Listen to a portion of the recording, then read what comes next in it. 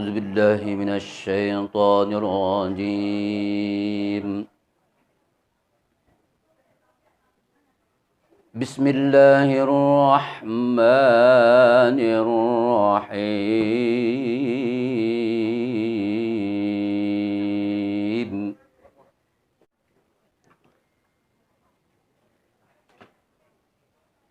واجعل لي لسان صدق في الآخرين.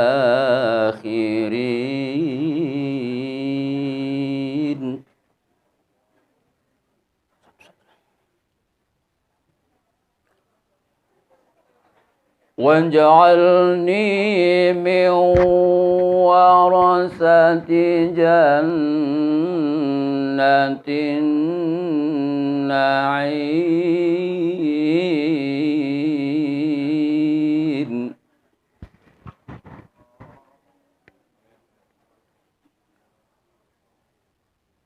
واغفر لأبي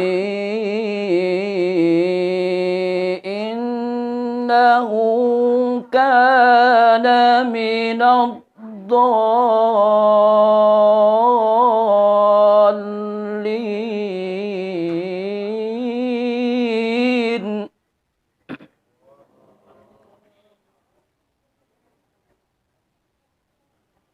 ولا تخزني يوم يبعثون.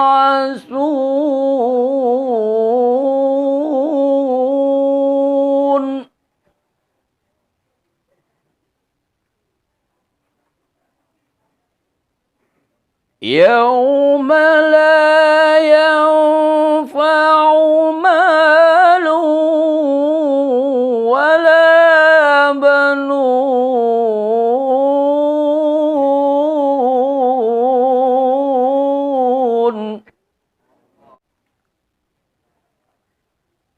إلا من أتى الله بقلب سليم.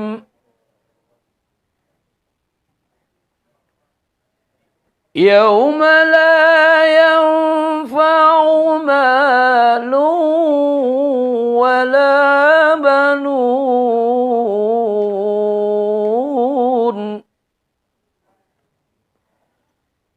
إلا من أتى الله بقلب سليم.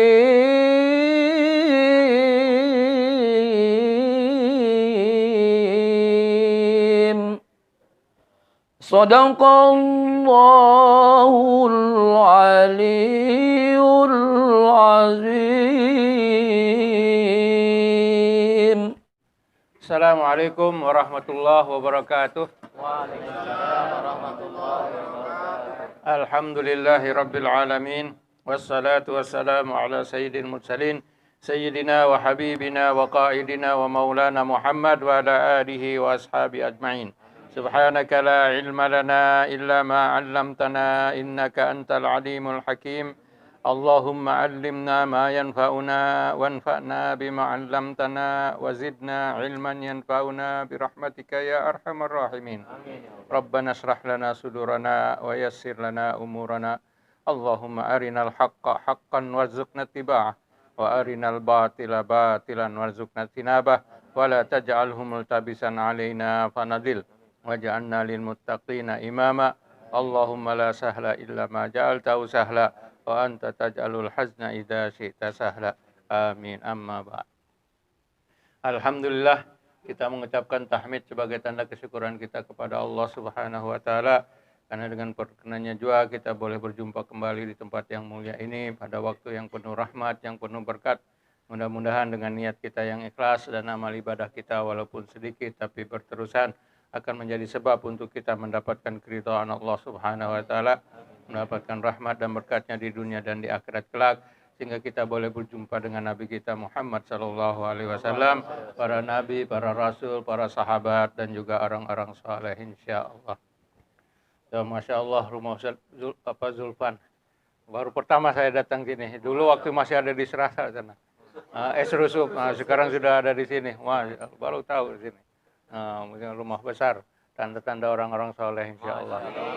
Ya, sebagaimana sabdakan oleh Rasulullah Sallallahu Alaihi Wasallam, kenikmatan tersebut adalah 3: markab, kendaraan yang selesa, rumah yang besar, dan istri yang solehah. Insya Allah. Alhamdulillah, mudah-mudahan jemaahnya semua begitu. Amin.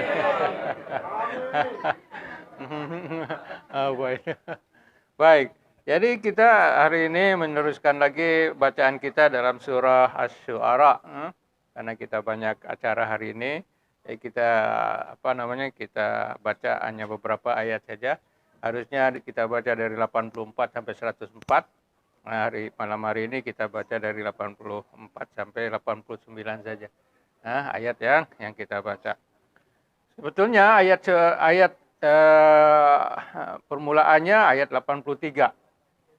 Karena ayat-ayat yang sebelumnya kan kita lihat bagaimana Nabi Ibrahim alaihissalam telah memuji Allah Subhanahu wa taala dengan puji-pujian yang luar biasa yang dikeluarkan dari hatinya, dari hati sucinya, dari lubuk hatinya, doa-doa yang sebelumnya menyebutkan kebesaran Allah Subhanahu wa taala.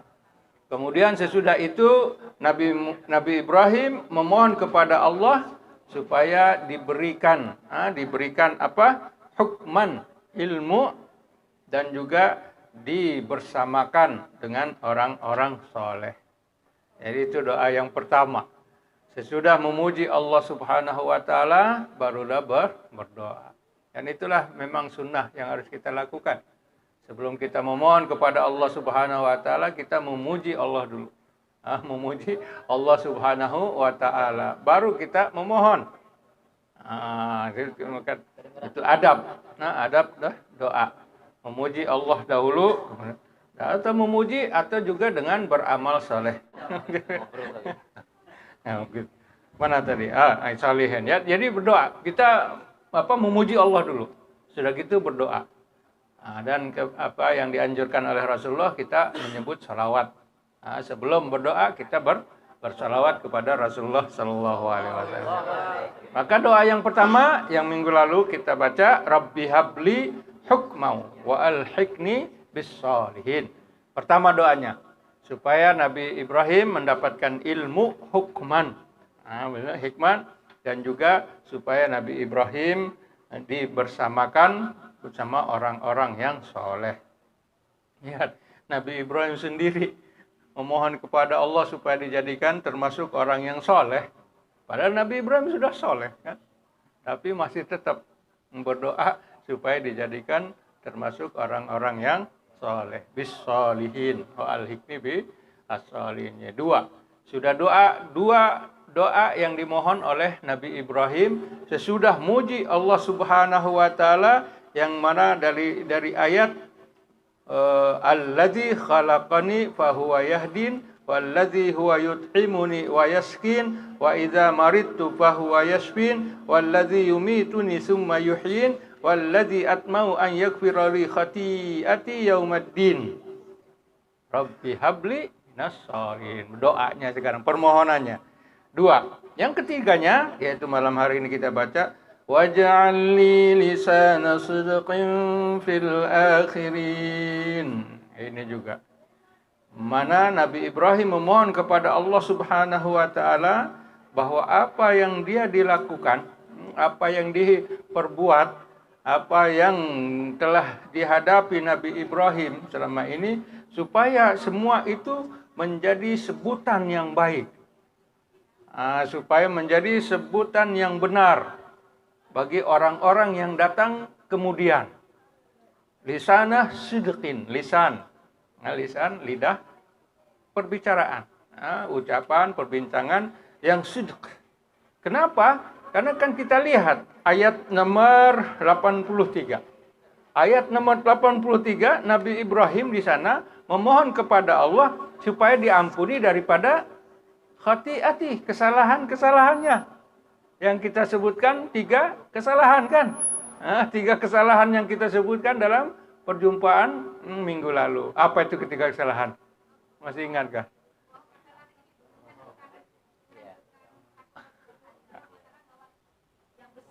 Ah.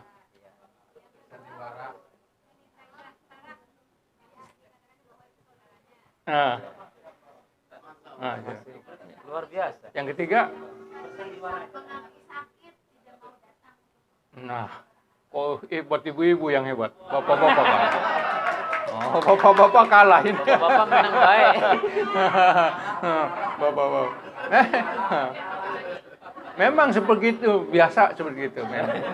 Bapak-bapak Kalau kalah kita ya? perhatikan Nabi Muhammad kan, Nabi Muhammad dengan sifat-sifatnya, kalau kaum lelaki nggak ada yang cerita macam-macam Nabi Muhammad. Panjangnya gimana, rambutnya gimana, matanya gimana, badannya bagaimana, nggak ada cerita dari lelaki, sahabat laki-laki nggak ada cerita. Tapi dari perempuan, Masya Allah. Dari siapa? Yang terkenal, Ummu Ma'bad. Padahal 15 menit, ketemu 15 menit. Tapi mensifatkan Nabi luar biasa. Yang tidak pernah disifatkan oleh kaum lelaki. Yang hidup dengan Nabi. Iya. Padahal hanya ketemu 15 menit. Mungkin kalau perempuan ngeliat lelaki diperhatiin semuanya. Kalau laki-laki ya sama-sama, kamu sama dengan saya. Nah, makanya Ummu Ma'bad ketemu Nabi waktu hijrah saja 15 menit hanya waktu untuk minum susu. Minum susu, ceritanya apa yang dikatakan oleh dia menjadi apa sebutan zaman.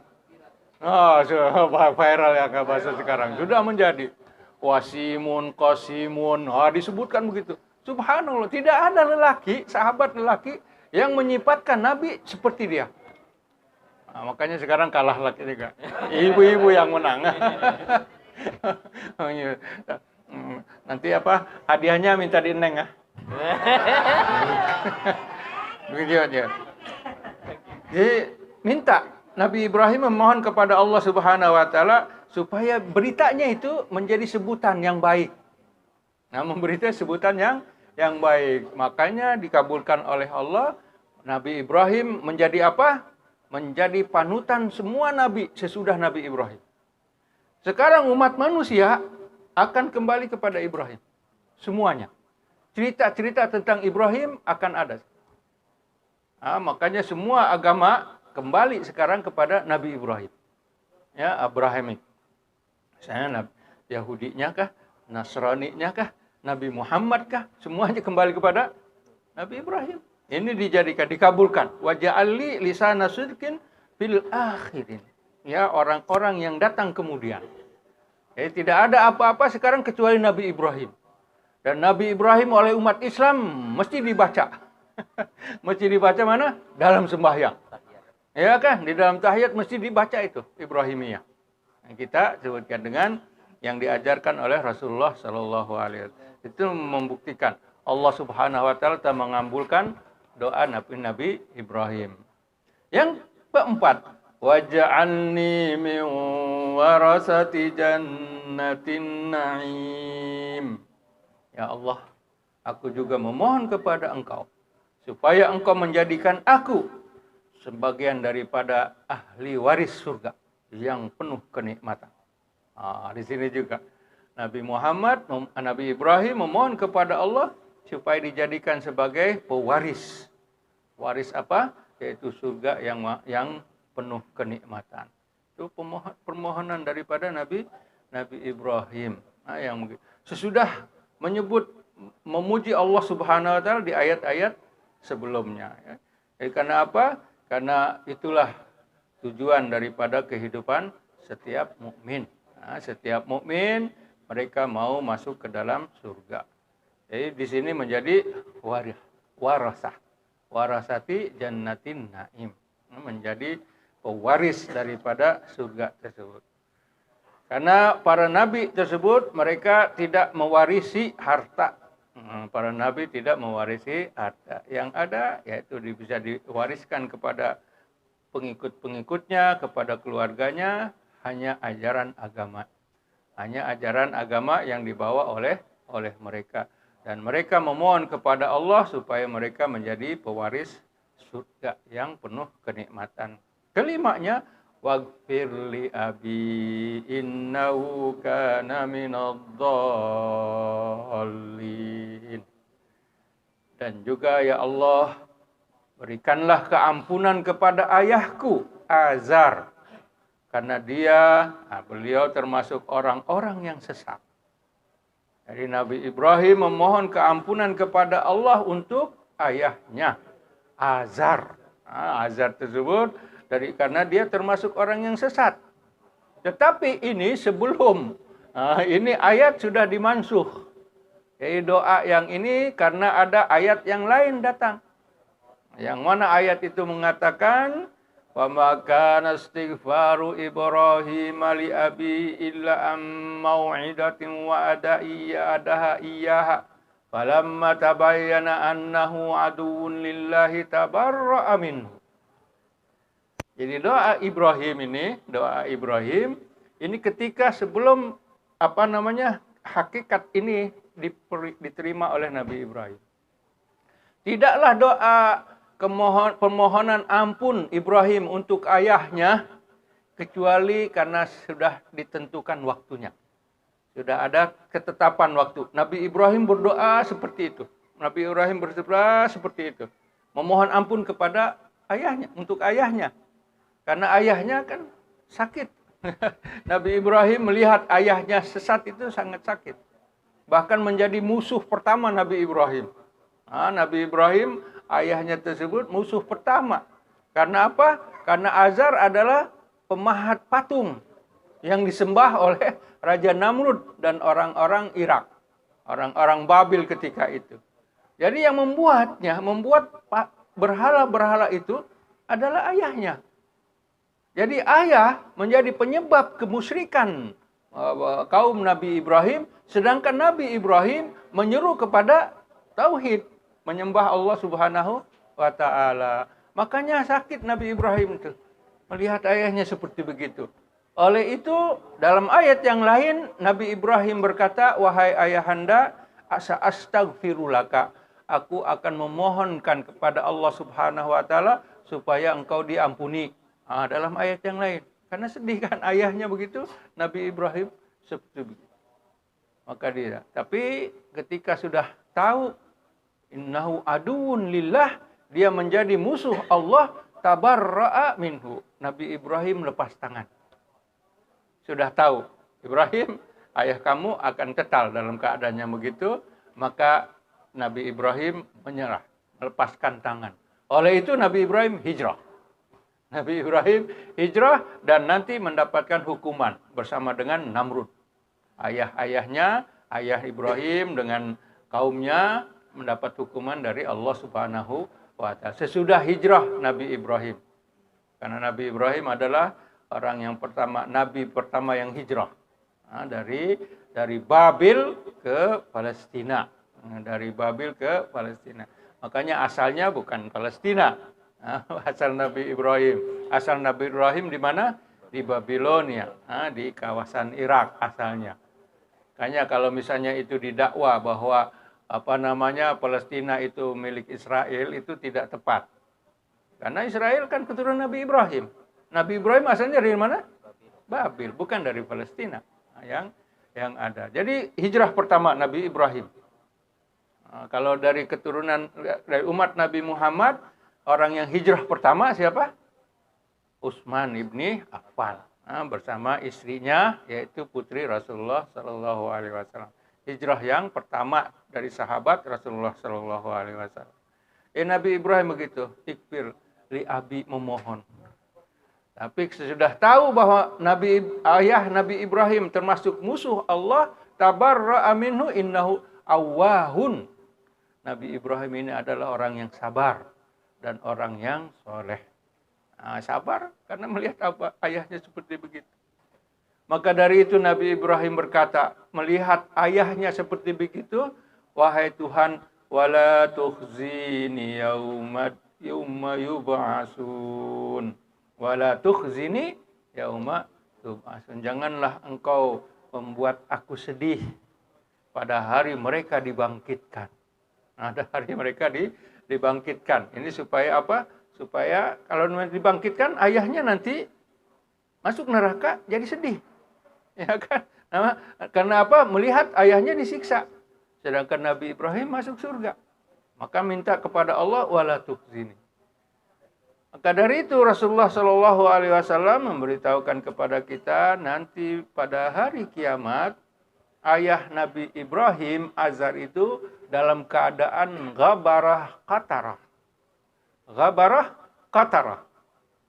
Ini kalau ghabarah qatarah kita yang hafal baca juz 30 dia ada di mana? Di Abasa ya. Di surat. Jadi apa ghabarah qatarah ini? Ayah Ibrahim nanti hari kiamat dalam keadaan ghabarah qatarah, artinya dalam keadaan tubuhnya berdebu dan gelap. Berdebu dan gelap. Supaya apa? Supaya Nabi Ibrahim nggak tahu, nggak melihat. Kalau misalnya dilihat ayahnya, sedih. Makanya diminta di sini, wala tukhzini ya Allah, jangan engkau membuat aku sedih. Jangan kamu buat aku. Kalau misalnya dilihat nanti hari kiamat, makanya Nabi Ibrahim seperti itu. Nah, sesudah dalam keadaan walaupun begitu ghabarah qatarah yang berdebu dan gelap, Nabi Ibrahim tetap memohon kepada Allah Subhanahu wa taala, wahai Tuhan, engkau telah menjanjikan kepada aku bahwa engkau tidak akan membuat aku sedih. Maka dari itu tolonglah ayahku. Masih tetap hari kiamat juga minta begitu. Maka janji Allah kan ada di sini. Wala tukhzini, jangan engkau membuat aku sedih. Sekarang aku sedih melihat ayahku seperti begini. Maka dari itu jangan engkau membuat sedih. Apa jawaban Tuhan? Allah Subhanahu wa taala menjawab, wahai Ibrahim, annaha muharramatun. Surga itu diharamkan untuk orang-orang kafir. Maka dari itu, jadi Nabi Ibrahim, maka sesudah itu Nabi Ibrahim melihat ayahnya yang qatarah ghabarah tadi, sudah gitu diperlihatkan kepada Ibrahim yang itu apa yang ada, dijadikan sebagai seperti seekor binatang, yang mana binatang tersebut menjadi tulang-tulang yang ada, kemudian dilempar ke neraka begitu. Jadi supaya Nabi Ibrahim nggak sedih. Karena apa? Akhirnya yang dilihat adalah binatang tadi. Dengan tulang-tulangnya dilempar ke sana. Seolah-olah bukan ayahnya. Bukan ayahnya. Lain dengan Nabi kita Muhammad Shallallahu Alaihi Wasallam. Lain dengan Nabi kita. Karena sebagaimana diriwayatkan di dalam kitab An-Ni'mah Al-Kubra, nikmat yang paling agung untuk alam ini, yang dikarang oleh Ibnu Hajar Al-Haythami, dia mengatakan wafil khabar, di dalam berita bahwa Nabi Muhammad Shallallahu Alaihi Wasallam salah satu mukjizatnya adalah menghidupkan yang mati. Nabi Muhammad mukjizatnya menghidupkan yang mati. Seperti siapa? Seperti Nabi Isa. Nah, Nabi Isa kan bisa menghidupkan yang mati. Nabi Muhammad juga. Tapi yang diriwayatkan di sini, Nabi Muhammad Shallallahu Alaihi Wasallam menghidupkan kedua orang tuanya, Abdullah dan Aminah, dan juga pamannya Abu Thalib, menghidupkan 3 orang tersebut. Yang mana Nabi Muhammad Shallallahu Alaihi Wasallam meminta kepada mereka untuk bersyahadat. Akhirnya mereka bersyahadat, kemudian meninggal lagi. Makanya kita jangan bicara Abu Thalib misalnya karena dia tidak beriman, itu waktu kehidupannya, tetapi mukjizat Nabi menghidupkannya lagi. Karena apa? Nabi kan punya syafaat. Syafaatnya bukan syafaat biasa. Syafaat apa? Ulma, yang agung, yang besar. Itu bisa Nabi Muhammad Shallallahu Alaihi Wasallam menghidupkan kedua orang tuanya dan juga bapak saudaranya, pamannya. Maka Nabi Ibrahim begitu, kita ighfir kepada orang tuaku ya Tuhan, karena aku tidak mau merasa sedih. Yang mana ketika mereka dibangunkan semula oleh Allah Subhanahu wa taala pada hari kiamat, pada hari itu yauma la yanfa'u malun wala banun. Pada hari itu tidaklah berguna harta dan anak keturunan. Pada hari kiamat tidak. Yauma yafirrul mar'u min akhihi wa ummihi wa abihi wa sahibatihi wa banihi. Pada hari itu orang-orang lari daripada orang tuanya, dari orang ayah dan ibunya, dari istri dan anak-anaknya. tidak bisa menolong hari itu. Ayafur. Yang mana ketika itu hari yang sangat dahsyat, tidak bisa menolong setiap seseorang, hanya yang bisa menolong siapa? Illa man atallaha biqalbin salim. Kecuali yang datang menjumpai Allah Subhanahu wa taala dengan hati yang bersih. Nah, ini dengan hati yang bersih. Kalau misalnya hatinya kotor, tidak akan berjumpa dengan Allah. Mereka akan disucikan dulu, dibersihkan dulu. Nah, dibersihkannya di mana? Di neraka dulu, dihukum dulu. Baru sesudah itu akan berjumpa dengan Allah Subhanahu wa taala. Karena apa? Di sini katakan yang selamat, yang bisa memberikan manfaat, anak dan hartanya tidak bisa memberikan manfaat, tetapi siapa yang datang dengan hati yang bersih, yang akan berjumpa dengan Allah Subhanahu wa taala. Amr bin As, dia katakan Abdullah.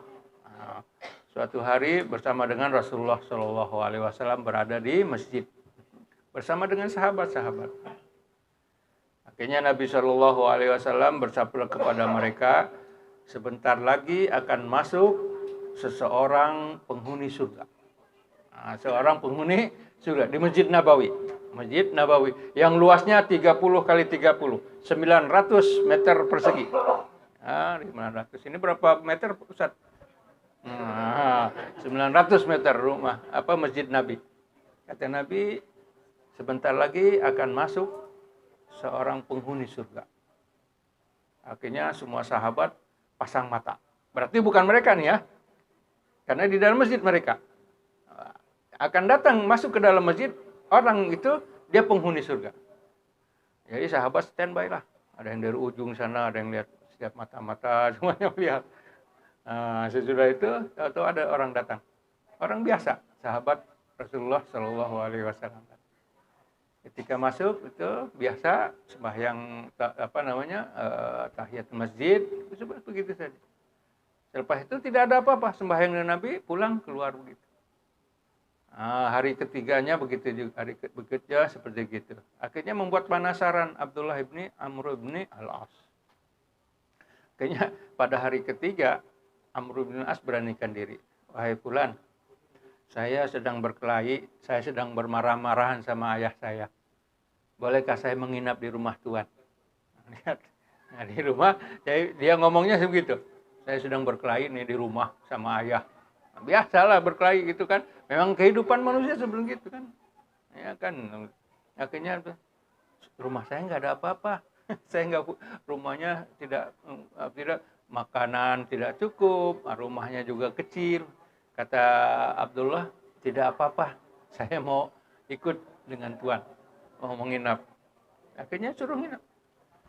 Menginaplah siapa? Abdullah di rumah orang. Rumahnya sederhana, tidak ada apa-apa di rumahnya. Apalagi ada TV kah, apalagi ada CCTV kah, nggak ada di rumah sahabat itu. Tapi biasa. Sesudah itu tidur bersama dengan sahabat tersebut. Tapi dalam keadaan tersebut, Abdullah memerhatikan bahwa sahabat tersebut tidak ada kelebihan. Dia waktu sembahyang datang ke Nabi, sembahyang berjamaah. Sudah gitu pulang. Sembahyang malam tidak sembahyang malam, seperti biasa orang yang sembahyang malam. Kemudian sedekah, apalagi sedekah, dia orang yang tidak punya apa-apa. Akhirnya pada hari ketiga, sesudah memerhatikan semua, saya menyebutkan, memerhatikan, Tuhan ini tidak ada sesuatu yang lebih, tidak sesuatu yang berlebihan. Tapi kenapa Nabi Muhammad SAW menyebutkan bahwa Tuhan ini adalah penghuni surga? Kenapa menjadi penghuni surga? Akhirnya kata Tuhan, ya, saya ini tidak ada apa-apa, dan juga saya ini adalah hati saya qalbun salim, hati yang bersih. Saya tidak punya apa-apa dengan orang. Saya tidak punya apa-apa dengan orang. Saya tidak menginti, tidak. Saya dengan hati yang ada. Mungkin itulah mengapa Nabi Muhammad SAW menyebutkan bahwa bahwa orang tersebut adalah ahli surga. Yaitu dengan apa? Biqalbin salim. Dengan hati yang yang bersih. Itu sebab. Makanya Nabi Ibrahim dikatakan di sini mengatakan, jangan engkau membuat aku sedih pada hari mereka dibangkitkan, yang mana hari itu tidaklah bermanfaat harta atau anak-anak keturunan kecuali yang datang kepada Allah Subhanahu wa taala dengan hati bersih. Nah, dengan hati yang bersih. Di dalam Al-Qur'an ada 8 jenis hati. Ini baru satu, salbin, kolbin, salim. Ada 7 lagi, kan? 7 lagi. Tapi kalau mau kita sambung nanti. Karena malam hari ini ada acara lain. Nah, kita akan melihat memuji Rasulullah Shallallahu Alaihi Wasallam. Wallahu a'lam.